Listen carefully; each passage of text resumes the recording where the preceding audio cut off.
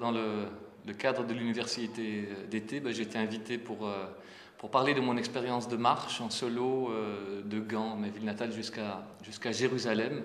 Alors évidemment, on est loin de l'entreprise et pourtant, je crois qu'il y a quand même pas mal de similitudes parce qu'on est confronté à soi-même. On est confronté d'abord à son choix, le choix de tout quitter, de lâcher ses certitudes, lâcher ses habitudes, lâcher son cocon familial pour se rendre vraiment vers l'inconnu. De faire de l'inconnu quelque part son plus fidèle allié. Et je pense aussi que dans le monde de l'entreprise, il y a pas mal d'incertitudes. Et comment est-ce qu'on fait avec ce paramètre d'incertitude?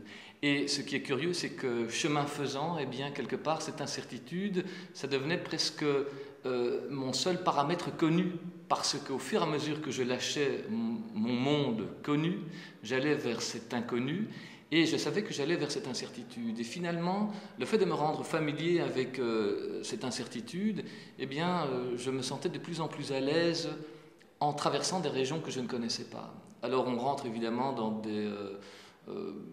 des choses qui sont quand même nettement plus philosophiques, parce que face à la solitude, il y a d'autres choses qui émergent. Moi, je pense par exemple à ces énormes traversées que j'ai dû faire en Anatolie, en Turquie centrale, où j'ai dû faire plus de 1400 km dans une terre écorchée en plein été.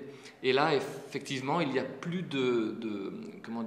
il n'y a plus de points de ralliement avec l'extériorité, parce qu'on est dans une terre complètement pelée. Et à partir de ce moment-là, on va à la recherche d'autres choses, d'autres éléments de son univers intérieur, pour pouvoir justement continuer, faire face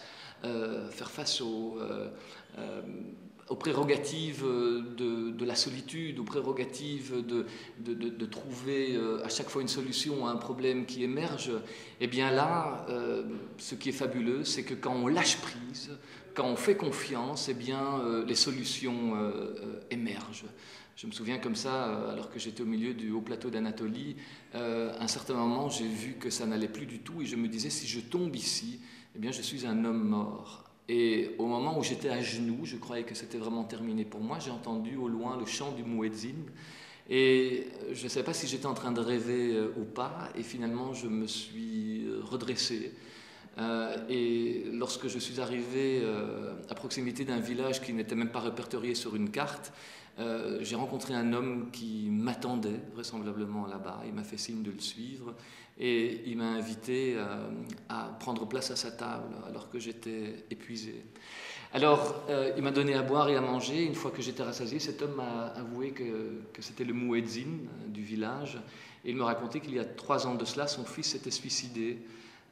Et son fils, il avait le même âge que moi. Alors, lorsque je suis arrivé là, alors ce qui est assez étonnant, c'est que je suis parti dans une démarche personnelle, et à partir du moment où je pars dans cette démarche personnelle et que ma démarche est juste, eh bien, je vois aussi que je m'inscris dans une démarche qui est quelque part collective.